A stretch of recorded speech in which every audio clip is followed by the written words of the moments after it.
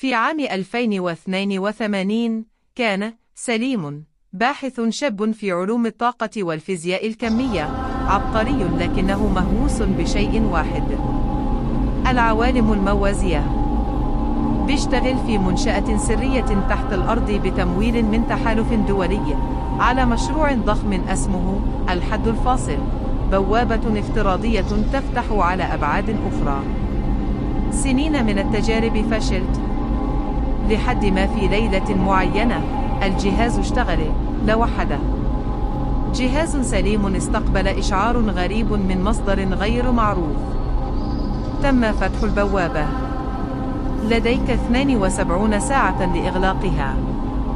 قبل أن يعبروا، فتح كاميرات المراقبة لقي طاقة غير معروفة بتتصاعد من البوابة وأجسام غريبة بتظهر.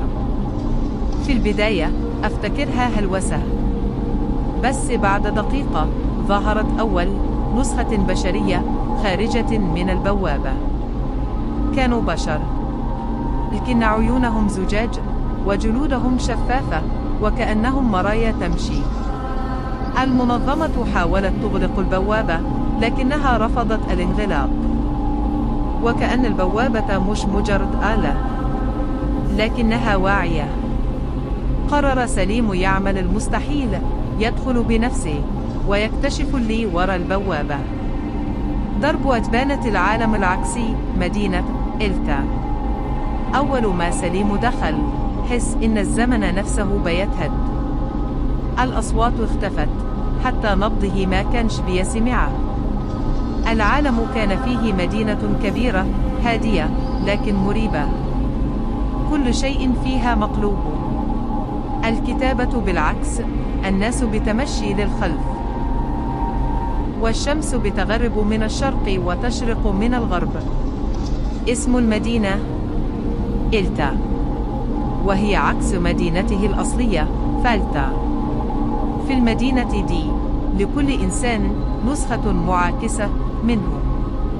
لو قابلت نسختك، واحد منكم لازم يختفي، والذي يختفي بيندمج في البوابة. سليم بدأ يدور على إجابة. ليه البوابة فتحت، وقابل ناس كتير كلهم نسخ من ناس يعرفهم لكن مش بنفس الذكريات. في حارة ضيقة شاف شيء صادم، نسخته الثانية، لكن كانت مختلفة. عيونها سوداء بالكامل، وإيدها فيها جهاز تفجير بيشبه جهاز إغلاق البوابة. قالت له بهدوء: أنا أنت، لكن من عالم نجح في دمج البوابات. أنا هنا علشان أفتحها للأبد. صراع داخل النفس. بدأت مطاردة نفسية وجسدية بين سليم ونسخته. في المدينة دي القوانين مش ثابتة. كل ما تخاف المدينة تتغير، كل ما تشك الأرض تهتز. في لحظة سليم وقع في غرفة مليانة مرايا، كل مرايا بتعرض لحظة من حياته حتى اللي نسيها. فهم إن البوابة مش جهاز، دي كائن حي، كائن بيتغذى على الزمن المتكرر، على النسخ، على التكرار.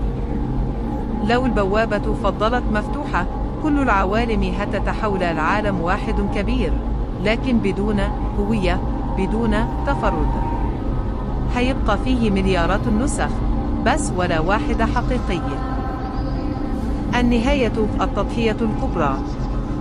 في مركز مدينة إلتا وقف سليم قدام البوابة الرئيسية ووراها نسخته التوانية بتضحك، وقالت له: لو فجرت البوابة هتنسى كل شيء حتى نفسك، لكن لو سبتني هتعيش للأبد بنسخ غير منتهية. سليم طلع جهاز تفكير مصمم على موجات عكسية للزمن، لكن علشان يشتغل لازم يتغذى على ذكرى غالية جدا. مسك صورة أخته الصغيرة اللي ماتت من 10 سنين، كانت سبب دخوله مجال العلم قرر يضحي بيها وبنفسه. ضغط الزر. إعصار العودة أو وهم العودة.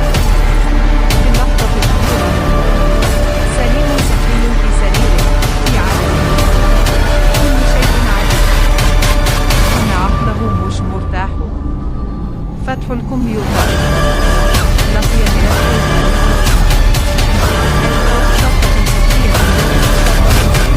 7 ولما فتحه لقي فيديو مدته دقيقة واحدة.